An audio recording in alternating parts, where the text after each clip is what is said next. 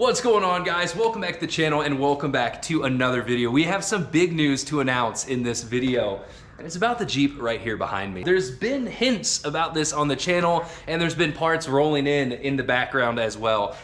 We're gonna cut right to the chase. I've been making videos for a little over 6 years, all kinds of Jeep installs, reviews, off-road trips, and with the addition of this new two-door, I had to kind of think about what the plans were for. You know, originally I wanted to do it just like I've done the JK, the four-door, the JT, you know, being able to build this thing to go off-road but also be very street friendly. You know, those plans scratched to a halt because I want to have a bigger goal in store and not kind of repeat all the videos we've done before, branch out a little bit. So we are going to be racing with this Jeep, the 2024 King of the Hammers. Not only are we going to be racing with it, we're also going to build it here in this shop and make videos along the way. We have a lot to unpack in this video. Let's get started. About 4 months ago, we made the decision to turn this Jeep into a race Jeep. Now, before we started cutting it up and, you know, selling stuff off it, we kept it as a daily driver, did some upgrades, and while parts started rolling in here in the shop, we had some fun with it. But now it's time to actually take the plunge and start cutting this up. So as you can tell, the top is already gone. That sold for a pretty good chunk of change. It was a beautiful top, had the hot head headliners, and as you can tell, the bed rug is removed. That sold. It's time to go ahead and fully gut this interior. So we're gonna cut the roll cage out, remove the seats, the wiring, the dash, pretty much everything from this Jeep, with the exception of the frame and the tub itself. So later we are gonna talk about why we are choosing the 4500 class. There's multiple different classes to build a rig for the King of the Hammers, each of them with their own difficulties, and a lot of it is important on what foundation or Jeep chassis that you're starting with. But let's go ahead and check out the parts that have already made their way here while Mike is on the way to help start with this project. So Mike is co-driving for the race Jeep. We'll talk more about that later once he's here. So let's check out these parts. We had a buddy let us borrow an Eastwood tubing bender. It has the swag mount attachment for the ram. That way we don't have to manually bend this. This is a lifesaver. We're gonna have to buy some more dies, but we're gonna have a lot of tube work going on between the roll cage, bracing, everything. This is gonna be probably one of the most used tool here in the beginning. We have 4 Fox coilovers. Here's one right here. These are the 2.5 14-inch travel. Got these from Oddball Motorsports down in Texas. Now for the engine, went with Crate LS3. This is the hot cam package, 525. And my daughter Ellie and I came up to the shop yesterday and she helped me swap over these valve covers. We had a lot of fun removing those factory cast LS3 covers and putting these new Holley ones on. In her mind, she was building a race engine, and I'm all about that. We are going to be racing with this Jeep in California for the real race, and we're putting the LS3 in the Jeep. As for wheels, we have some Raceline wheels that came in. These are the Rhino Series beadlocks, and as you can tell, we do have 8 lugs. The axles have not made their way into the shop yet. That's pretty much what we're waiting for before we start cutting up this frame. I've been rambling for a while. Let's start cutting this Jeep up and talk a little bit later.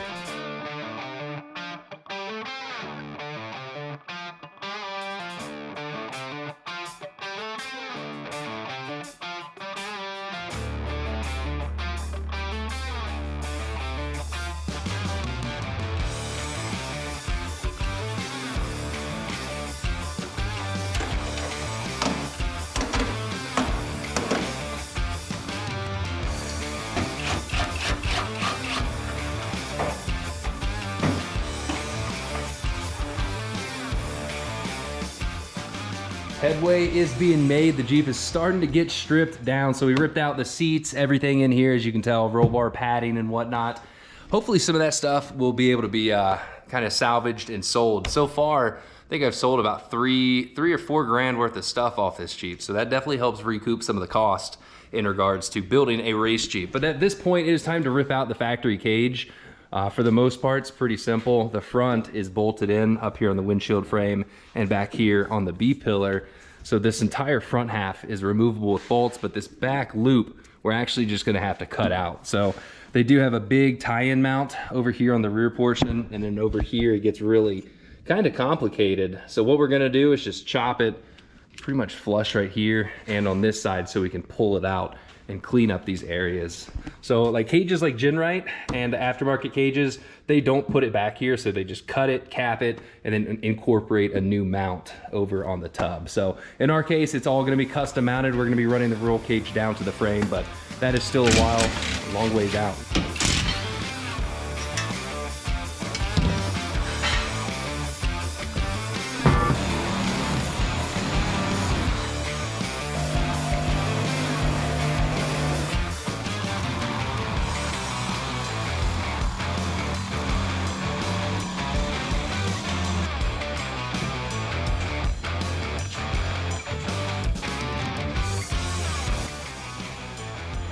Man, I'll tell you what, that doesn't look half bad. That's a cruiser right there. Race Jeep. Race Jeep, halfway done.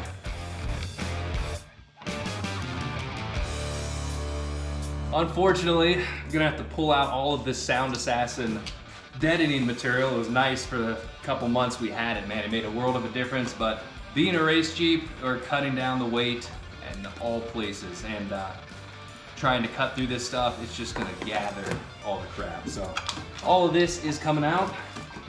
Just gonna take a little bit of time.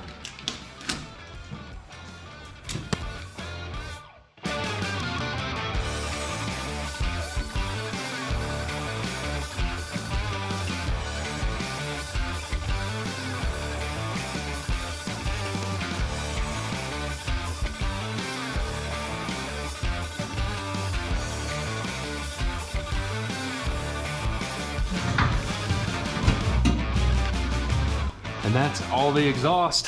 Cats are gonna get pulled with the engine.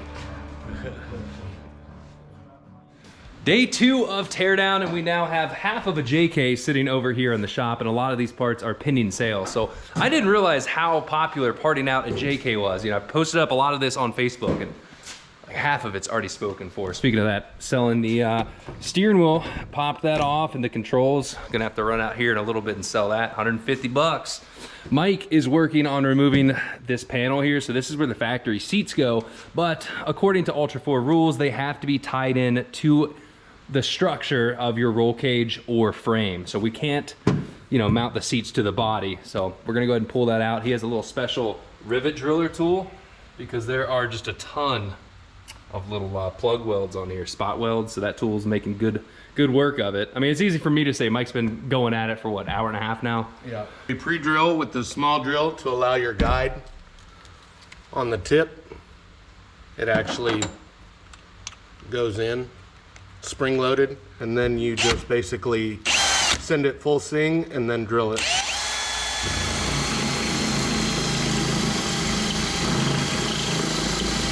Now there are a lot of these little guys all over the Jeep. It saves a bunch of time. The only other way to do that would be to either cut this out and grind them all down, or cut them out and then have a bunch of little holes all over the tub that we would have to weld in. So we're gonna keep knocking this out, go sell that, and the next step, hopefully, I think we could still start this. What do you think? Do you think it would start and run with all this stuff removed? Yeah. Battery in? Hopefully it's in park. Perfect. Boom. Perfect. Look. Sounds like a hot rod. And everybody says JKs have so much electronics, man. This is practically a Willys at this point. Look. I bet you we could still drive it too. You put this in, No, pull it, we're good. You don't want to go for a ride? No, we're good. One final ride? No, we're good. Not even a check engine light. And we're gonna die of carbon monoxide. Whew. You know, the plan is to cut a lot of this floor out and a lot of this tub, but before we can start doing that, we need to crawl under the Jeep and start pulling out the gas tank. So that is the next step. But Mike brought up a good point. A few minutes ago, we were chatting while he ripped this section out and we were cleaning it up, and he brought up a good point. To remove your spot weld, and it just goes all the way through. And what you end up with is a hole that you have to close that's bigger than just grinding this down. So what you end up with is holes everywhere, and then you're trying to weld rusty stuff on CJs. YJs work really good, but this is actually really good. The rust point is what kind of got brought up in discussion, and I know a lot of people are probably wondering, why in the world would we cut up such a beautiful Jeep? You know, it's a 2009, it ran great, zero rust on it, but that was kind of what I was looking for. since we're building something, the last thing I want to do is spend hours upon hours doing rust repair on sections like this and using a Jeep like this. Everything worked. It was easy coming out. We don't have to do anything other than cut this thing. There's no repairs needed to the tub. It's still in really good shape. And that was kind of a bonus knowing that everything worked. That way we could part it out. So before we start cutting this up, we're gonna go ahead and drop the gas tank. So let's get her up on the lift and start pulling this gas tank out. Now the gas tanks, those are worth something too, just the factory skid, because those are kind of hard to get. So sell the factory gas tank and skid for 300 bucks, money in the pocket. Meanwhile, we're spending 20,000, so. It just makes me feel better about myself getting a couple hundred back. All right, you ready? Yep. She on the lift.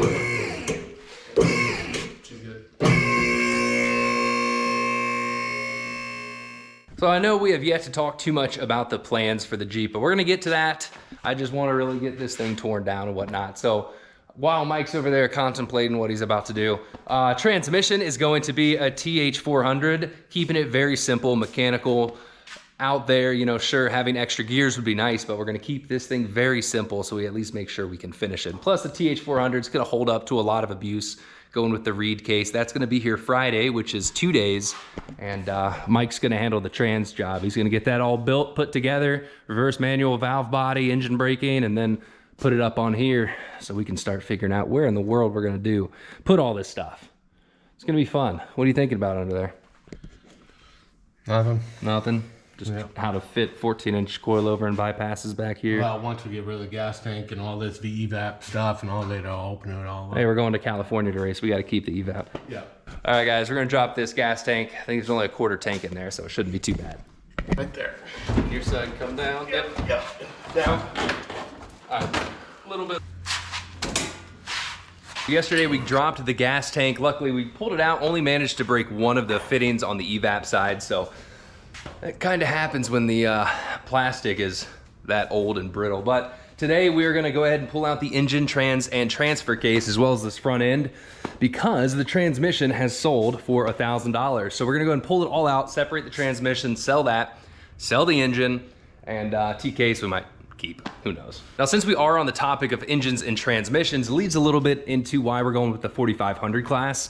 So there are multiple classes when it comes to King of the Hammers, Ultra4. There is 4500, which is what we are gonna do, but we'll write this all on the whiteboard. 4500, you can use whatever engine and transmission combo you want. 4600, which is like the stock class, you have to retain the stock engine and transmission that came in that kind of vehicle. So for a JK, we would either have to leave this 3.8 or swap over to a 3.6, which this Jeep would not do too well with the 3.8. So that's one of the reasons we chose the 4500 class, so we could throw a LS3 in it. But we'll talk a little bit about that later. Let's go ahead and rip this combo out. It's a good running engine and trans, but not good enough to run King of the Hammers.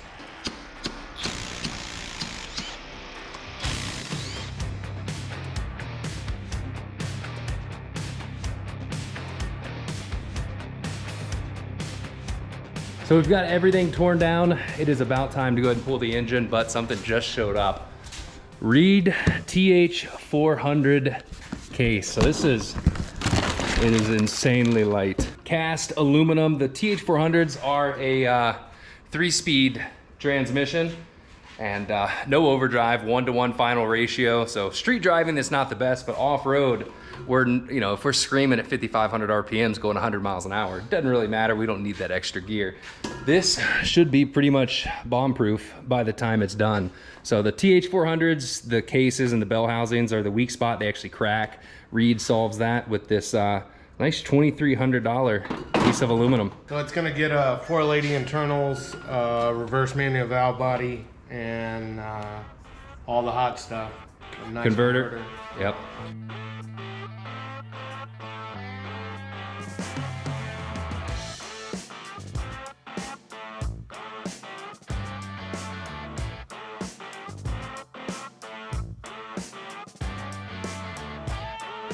Just like that, the engine and transmission are out of there. We have made a humongous mess. So I think it's time to go ahead, sell this transmission, take a little bit of a break, wheel the Jeep out and clean this area up before we do anything else, because it is an absolute mess. the engine's out, everything, all the trays over here for the TIPM, the battery, our brake booster, ABS is actually sitting there, but everything's being torn apart. Now what I'm gonna do for the meantime, because we have not figured out what we're doing for the brake booster, steering wheel, any of that yet, but what I'm gonna do is just go ahead and I separated the dash piece. This is like the composite semi-metal structure of it. I'm gonna cut off all the stuff that's unnecessary. We're gonna clean this up a little bit, but this way we can at least put the factory steering assembly back in and the factory brake pedal assembly. Now we can change this up with tube and everything later, but it gives us a good layout for now, and it's pretty easy just to bolt back in. So we go ahead and chop up all these spaces. It's only a few over here, a few down over here, and the same over on that side, and then start bolting this stuff up, because we could possibly retain the factory brake pedal and use a J8 Master booster kit. That's what a lot of people on 1-tons are doing, and if we can bolt it up to the firewall with minimal reinforcement, then hey, it makes it easier. So let's finish this up. This is a long video so far, but teardown so far has been going smooth, and I'm liking what I'm seeing.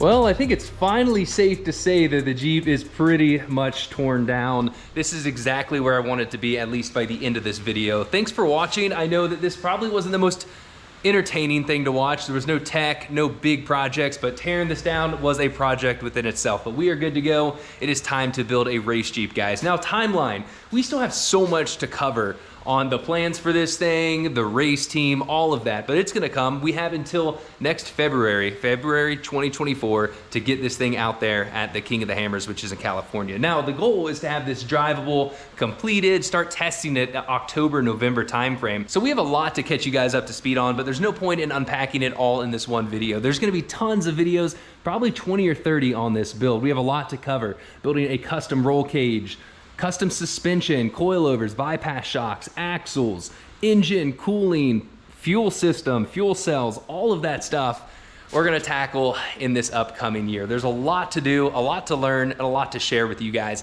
Thanks for watching. Like always, please give the video a thumbs up, subscribe to the channel, and stay tuned to watch this thing turn into an Ultra4 King of the Hammers Jeep.